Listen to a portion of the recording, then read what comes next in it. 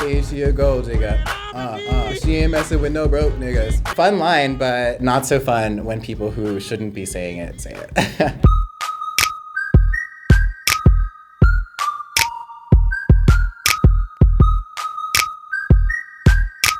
No, every time this happens, I'm inevitably with 2 or 3 other black people, and we're just like looking around like, oh no, who's saying it? Mentally, like, I see you, crossing off names, like, it's like, ooh, okay, you think that's cute, but it's not. He's making a list, checking it twice, gonna find out who's racist or nice. I said in my freshman year voice, I think we could just talk about privilege. Maybe white people can talk about white privilege. I think that'd be pretty nice. Everyone came to me in my hall, yo, Eden, you gotta check this out. Like, some girls talking about you on Twitter. I was like, I just got here. So I go and I look on Twitter and she's like calling me racist for talking about white privilege. I go up to her.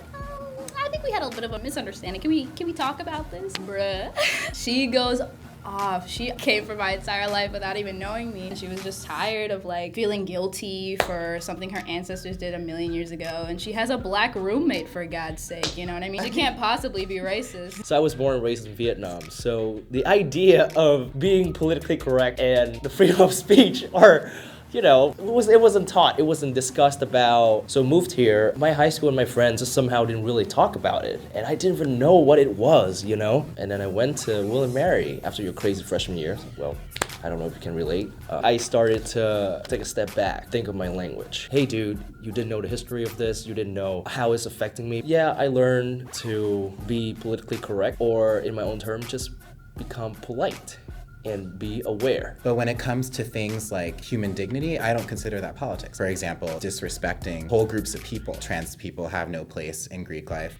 It's my political opinion. I don't feel like that's even political. I think that an angry reaction to that is to be expected because there are trans and gender nonconforming people at this school. That's invalidating the experiences of students here. That's not politics to me. There are PC police in both directions. There are liberal PC police and conservative PC police. The type of thought that William & Mary allows is this thing where it's like, I'm tolerant of all ideas, but you should not be tolerant of intolerance. We essentially believe that both sides have an equal amount of power. We think that if someone is saying something homophobic and someone else is saying you shouldn't be homophobic, this person over here is somehow like negating this person's power. However, the person over here has no power. This person talking about homophobia has an entire institution of homophobia and homophobic governments to back them up. It's not an equal sort of playing field. On this campus, you just kind of have to roll with the punches. I've been thinking a lot about like this like black fatigue of being like a black person on this campus. You're facing microaggressions from your professors, from your other friends, from friends that may be ethnic but not even black, but they just have these inherent kind of biases that they don't recognize. Most people, whenever they talk about like political correctness, it's sort of like this chokehold like gonna like just stop you from like speaking up. Well, the thing is that freedom of speech doesn't mean that freedom from responsibility, of what you're talking about. It's not the same thing. There's this ever-growing myth. The left really dominates William & Mary. In truth, I mean, you go out to a party here at William & Mary that isn't in one of those spaces, and you're gonna hear all sorts of things that make your skin crawl, extremely offensive, and people feel like they can just say it. Here's the thing.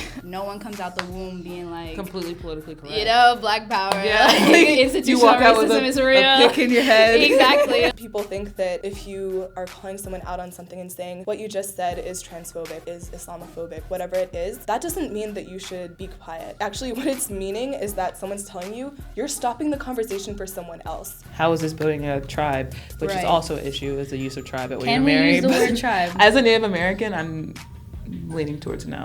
Yeah.